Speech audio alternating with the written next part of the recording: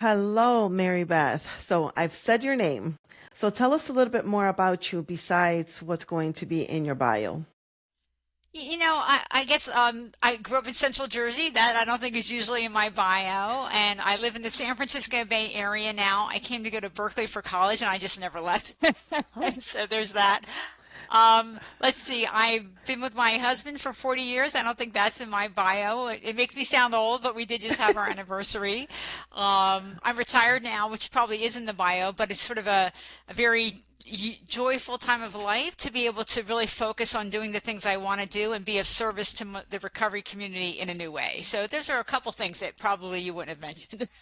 I love that. Thank you so much for that. And congratulations on 40 years of marriage. And I'll be circling back to that in a little while. So from junkie to judge. Let's go back to the beginning. So in reading your information about you, you started drinking at the age of 12. So Yes. what was going on in your life that led to you to start experimenting, drinking at the age of 12, and then you got involved with methamphetamines, then you started shooting drugs at the age of 17, and so, and much more. So, take us back to the beginning and where you are today. I think that's exactly the right question because excessive drug use in a young, person at early teens and earlier, it doesn't happen in a vacuum, right? There is a Right. history there. And I do show that in my book. I wanted to show what led up to it. And for me, it was unfortunately a common story, which is that it was really parental neglect and parental abuse that were the primary sort of impetuses to make drugs attractive. So my mother wasn't really like connected to me or focused on me. And she could be violent sometimes. And for the first 6 years we lived with her first husband, and he was a nice guy. But then she left him, divorced him. I lived with a great grandmother for 3 years. And then when I was 9, she married my stepfather. And he was very violent with my mother. He was physically, sexually violent with me. It was just a very high stress household where I didn't know what was going to happen, where I had little control over what would happen to me. Witnessing one parent be violent against another, I think it's underappreciated how traumatic that is as well. And so all of that just really primed me to, notice the great relief of alcohol. I mean, when I was 12 and I had my first, alcohol experience, which was Boone's Farm Strawberry Hill Yeah. wine, which a lot of people know. I remember. Yeah, most people remember, but what captured my Yeah. attention was how much better I felt. I felt like I could, like my muscles were looser, like I was Right. sort of giggling in a more honestly joyful way, and that made me want more because it was a positive experience. Yeah. And the thing about it is obviously we don't realize that in the moment is, hindsight. Yes, you do feel good for that moment, but then the problems are still there. And that led for you to, start going into other avenues. And how did methamphetamines get into the picture? So this is around 1977, and I was again in Central Jersey, and it was really the first wave of like readily available meth. I mean, meth had existed, but it wasn't widespread, at least not in my part of the country. And so I really was, at the time I thought, happy to find that there was this big, easily accessible meth wave. And for whatever reason, meth fit me biochemically the best. I mean, I had gone through pills, downers, some uppers, gone through hallucinogens, gone through weed, and I was doing those things somewhat. But once I found meth, it was just like that perfect fit. And I really had a strong preference for it and I pursued it much more heavily. But it's also, I mean, I was overusing the other drugs. There were chaotic experiences, challenging experiences, but meth really escalated the impact. I mean, it's a very toxic drug, and when you stay up for days at a time, that alone has a big impact on your mental health, on your physical health, on the kind of risks you're taking to get your drugs and the people you're around. So it was a quick escalation, and I was shooting meth by 17 and in full bore addiction by the time I graduated high school. Wow. So you were still in school while this was all going on. Yes, I was in school and I had always done well at school. School had always been my one positive special place where I got a lot of attention. And so I was able to handle school until toward the end of my senior year of high school, there was starting to be more of an impact because I was missing a lot of school.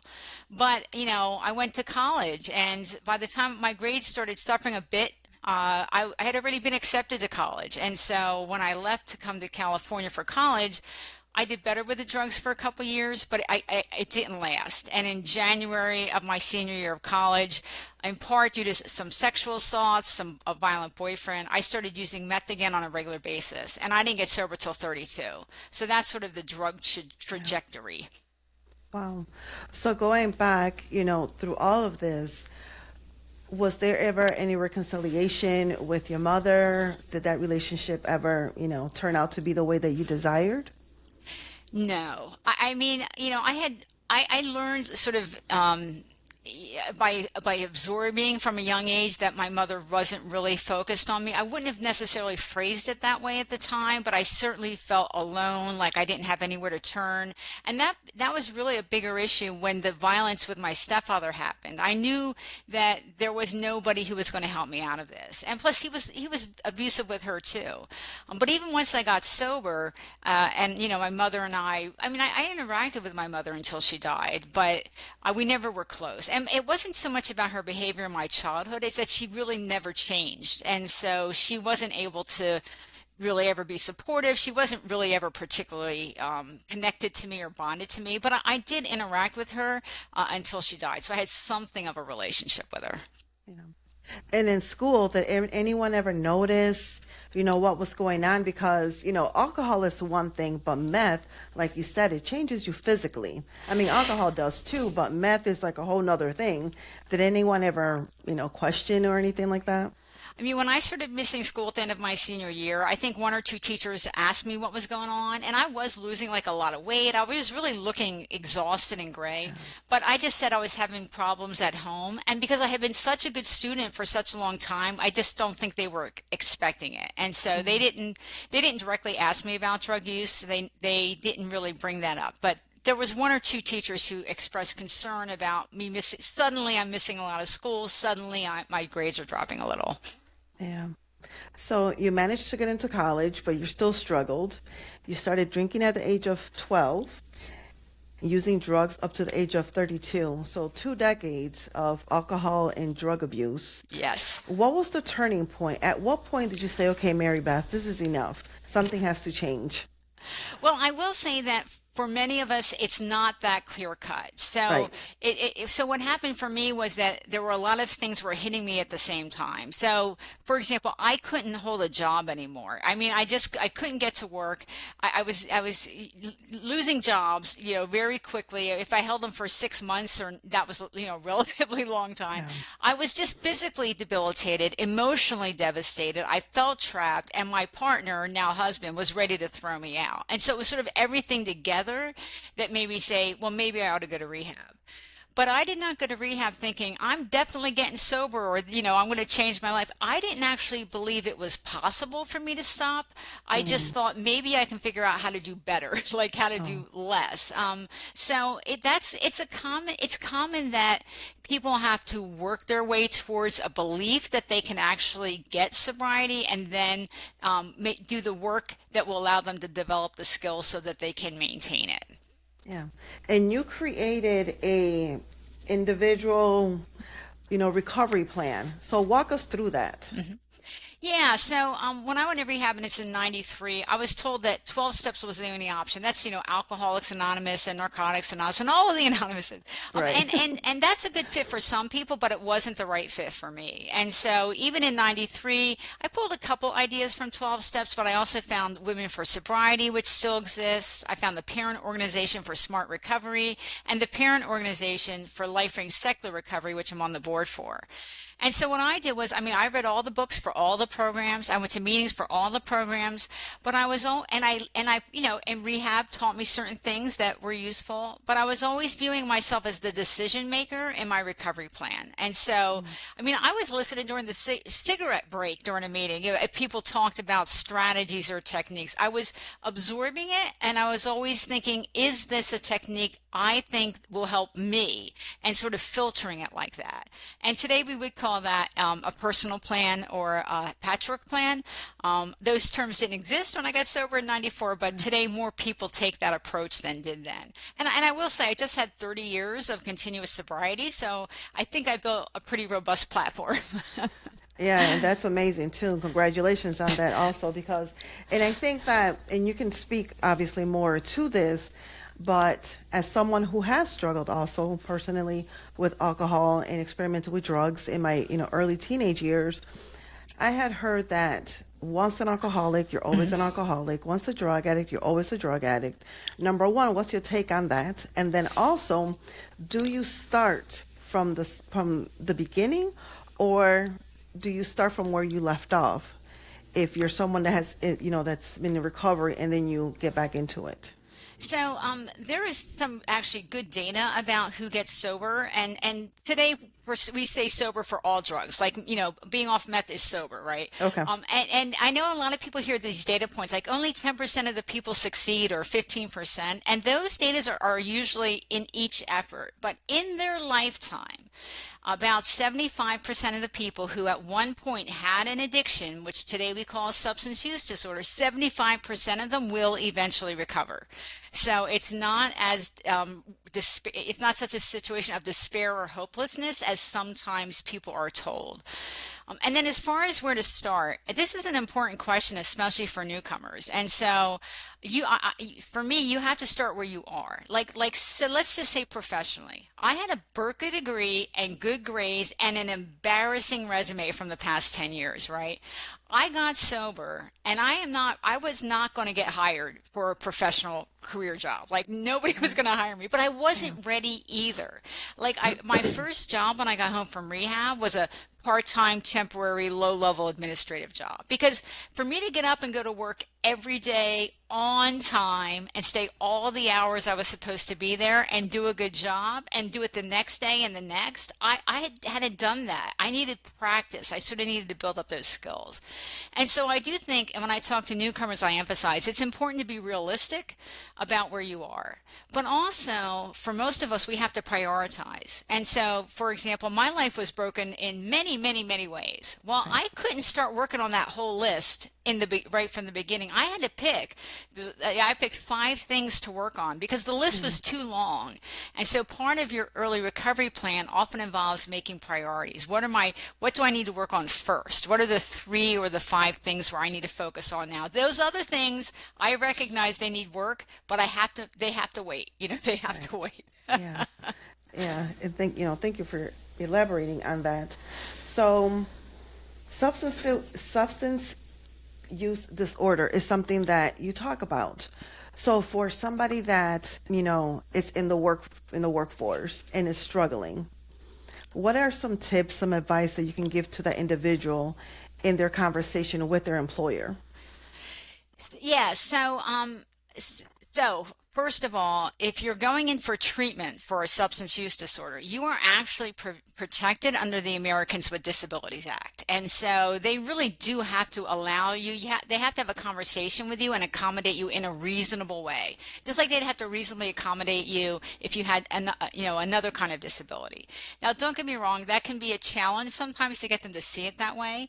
And so it's always an important decision for people as to what they disclose to their employer and what they don't. But the other side of that I'll say is not everybody needs to go to inpatient treatment. So many people can start getting help and still go to work and still live at home. There are options like intensive outpatient programs, which happen usually 3 nights a week for 2 or 3 hours, so you can live at home and go to your job.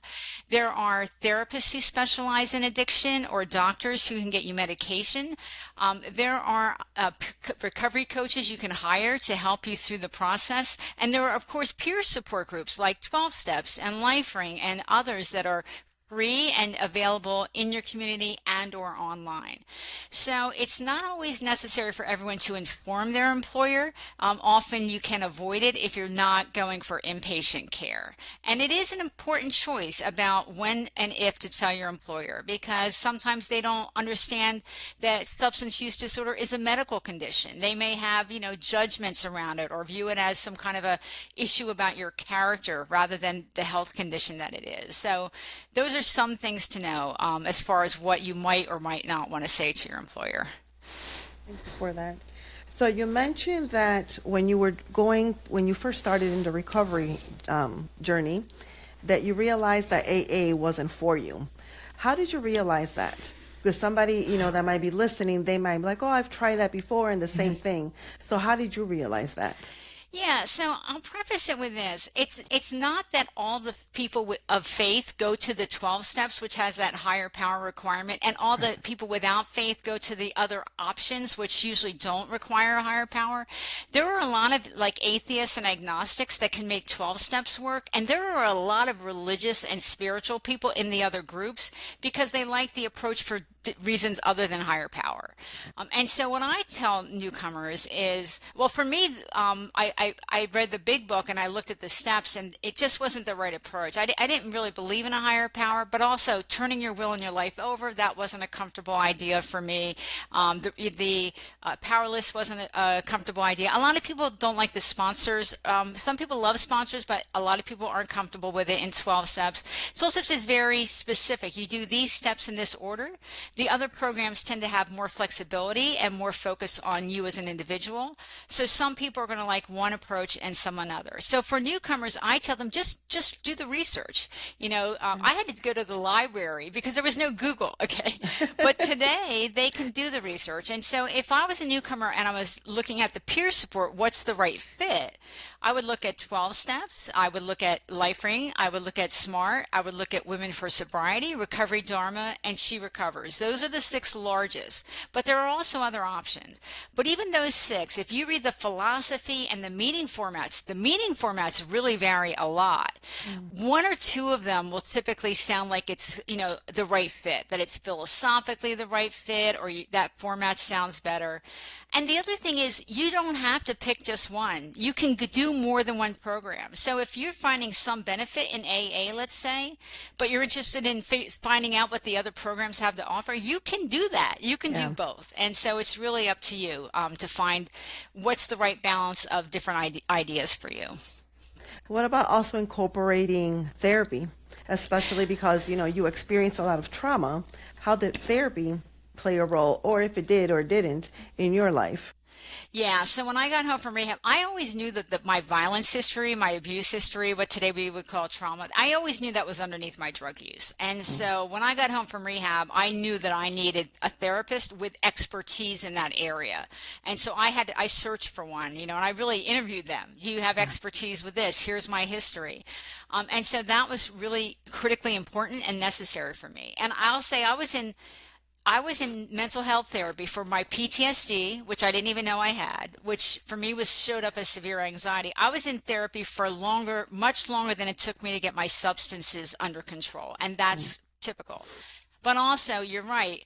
Many people, when they're getting sober, they have a trauma history or they have other mental health conditions to be addressed. And today it's called dual diagnosis or co-occurring disorder.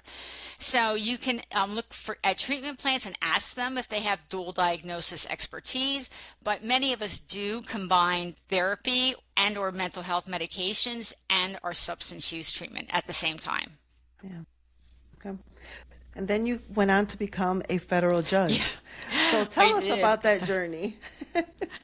Well, one thing I will say is that when I got sober, I did not think I'd ever be a federal judge, right? I mean, my first professional goal was really, let's not get fired again. That was my professional goal.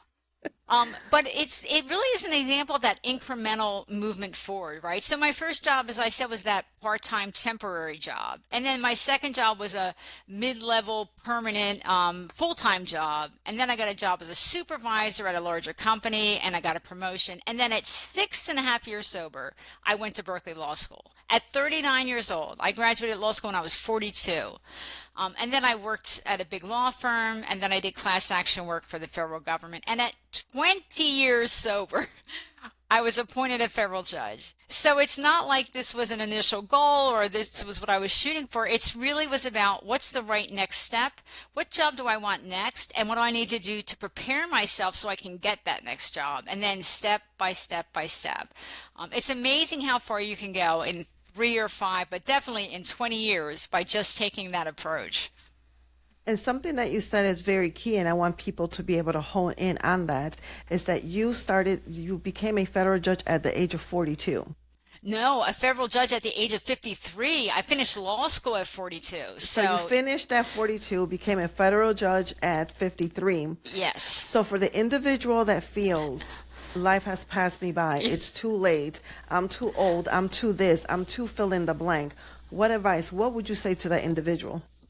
I think that life is longer than we think sometimes. There are many future opportunities. And look, I also became a published author when I was 62 years old, so there are a lot of future possibilities. I think it's really about, figuring out what do I want, and then how can I work that in. And sometimes there are a lot of different goals that we're interested in, and we have to sort of fine tune them with time. But many of us make professional or life-changing, altering decisions in the middle of life, or even towards our senior citizen status, which I guess I am right now. I'm over 60. And the truth is that for me, it keeps life interesting. I mean, I like new challenges. I like to stretch my mind in new ways. I mean, even writing the memoir. Okay? I mean, I was an excellent legal writer, but a memoir is written like a novel. I didn't know how to write like that. So I took classes, memoir writing classes, even novel classes, like how to, write a good scene or how to write dialogue. I enjoy all that. It's stretching my brain in new ways. It's challenging to figure out something new.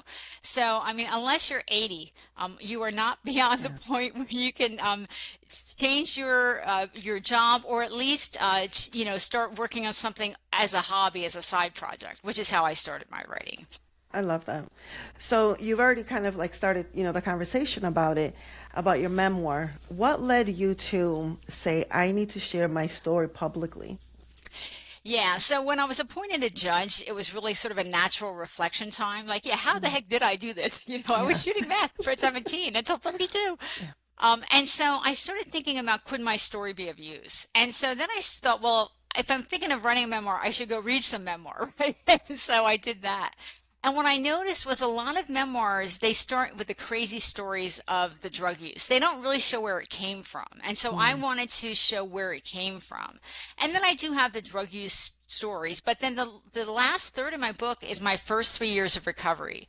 Because most memoirs at the end, it's sort of like I went to a couple meetings and everything was great. And it's like, well, that's not how recovery works, right? So I go through the 3 years about building the individual plan, about decisions I was making, strategies I was using, but also that trauma, substance use recovery interplay. And so I didn't see that book out there in the marketplace about doing an individual plan or doing the structure that I thought would be helpful. So I decided to write the book, and it's been a very rewarding experience as well. Yeah. I love that. I love that. So you have been married for 40 years. I've been with my husband for 40 years. Yeah. Okay. The marriage state's a little different, but we have been together for 40 years. Yes. Okay. So what keeps it going?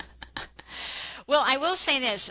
When I went into rehab, my husband was done with me. Okay. And so for those of you who are in that position, he was really done. Like, he just couldn't take it anymore. So when I did not know if we were going to survive that. And in rehab, they do these friend and family sessions usually. And he came and he'd say, I don't think I'm ever getting over this. It's too late, But he did let me come home from rehab and sort of waited and to see what was going to happen, whether I was going to get well or not. And so, but we at that point did have to go into couples counseling because we had a lot of frustrations on both parts, a lot of pain. We weren't great communicators, and so we did couples counseling for, I don't know, 3 or 4 years. It was a while to really be able to learn to hear each other and listen and communicate better.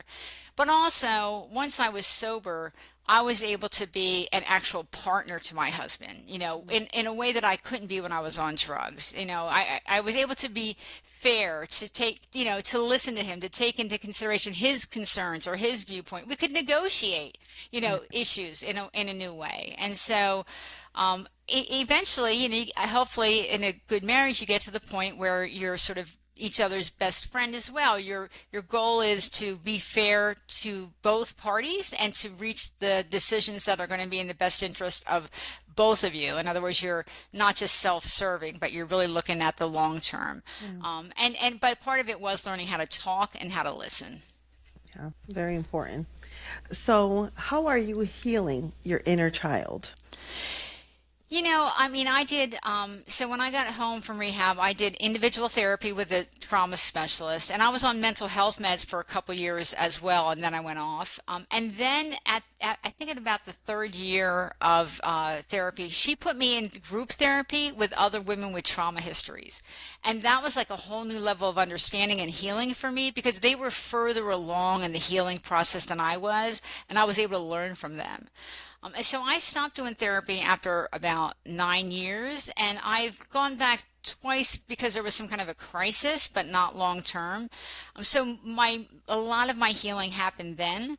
But when I was writing the book, it actually opened up some new areas of healing as well, because I was looking at things in depth that I hadn't really looked at it for a long time. So, for example, I had this really bad kidnapping and like 6-hour rape by 3 men in college. And there was a decision I made during that process that I had always second guessed myself on. Why didn't I do this? And when I was writing the book, it really became clear to me that my decision at the time was correct. Like I wasn't going to be able to do what my fantasy mind said I should have done. It wasn't going to happen. I chose correctly. And that was sort of a freeing of that kind of self-judgment. And so the book definitely helped me release some shame or second guessing. It increased my understanding of my younger self a little bit more too, really viewing her with maybe a little bit more sympathy and understanding than I had. Yeah, a little bit more compassion to yourself too. Yes, exactly right. Yeah. Yes. So what's going on with your business? What are you looking forward to? What do you have coming up? So I am retired, although my husband says I need to look it up in the dictionary because I don't know what it means. But because I am retired is why I can talk about my story in this open way now. So it's really freed me to be of service in a new way. And so right now I'm on the board for LifeRing Secular Recovery. I'm on the board for She Recovers Foundation. I'm on the advisory council for the Higher Calling Foundation. And then I have my book out. I promote the book, but I do a lot of speaking and educating. I do workshops. I speak at conferences. I speak at like fundraisers for community organizations. And then I'm on, podcasts. I've done some television and radio. I write opinion pieces like for the Wall Street Journal and LA Times and others. And those are all on my website, which is junkietojudge.com. So right now it's really about balancing, I feel useful in supporting my recovery, peers, my community in a new way. But at the same time, I do have to balance that against, I am retired and I need to have some time off and spend more time with my husband and my friends. But it's been a joyful time to really be of service in a new way. I'll tell you, I use that judge title right now as sort of an ear opener, and so I'll train people, like literally, what is substance use disorder? And like we talked about, what are the treatment options? And with 30 years of sobriety and a former judge, I think it helps them be reassured about the possibility for their loved ones getting well, but also helps them listen and learn from the things that I think are important information for me to share. Yeah, I love that. Thank you so much. So you are on the Fearless Fridays podcast. How are you living a fearless life? I think it's not stretching myself, being open to trying new things and putting myself out there. And I will say that, announcing that you used to shoot meth for 20 years, some people aren't happy with that. Yeah. So it's not, there were some trolls and there's some, negative feedback, but for me, the fearless side is about really being my true full self, almost really for the first time, definitely for the first time publicly. And that it was a bit of a risk, but it was really necessary if I was going to be of service in the way that I hope to be of service. Yeah, I love that. So you said that your current memoir only goes up to 3 years into recovery. So is there going to be a part two? I don't know. I mean, a book is a major undertaking, and so it may be that my time is better used by doing this type of speaking and writing shorter pieces, like writing opinion pieces or essays. I actually just had a poem published. I'm not really a poet. I had a poem published last week, and so. So I don't think I'll do another book, but never say never. I may have a great idea tomorrow and decide, that that's the right next step for me. I love that. And one more time, where can our individuals connect with you, learn more about you, and purchase a copy of your book? So the book again is From Junkie to Judge, One Woman's Triumph Over Trauma and Addiction. It's on Amazon and all the usual sites, and bookstores have it or can get it. My website, junkietoJudge.com, has a lot of information, and people can message me through my website. So if I can be of use in any way, any opportunities, feel free to message me. And then I am on Twitter, X, and I will say I don't argue with people on Twitter, but I do share information. So I'll share like the new studies that come out about substance use or recovery or articles, and my recovery thoughts. And I'm at MaryBethO_. I love that. Thank you so much for being with us today and sharing your journey with us. Thank you for having me. It's been a great conversation. You're welcome.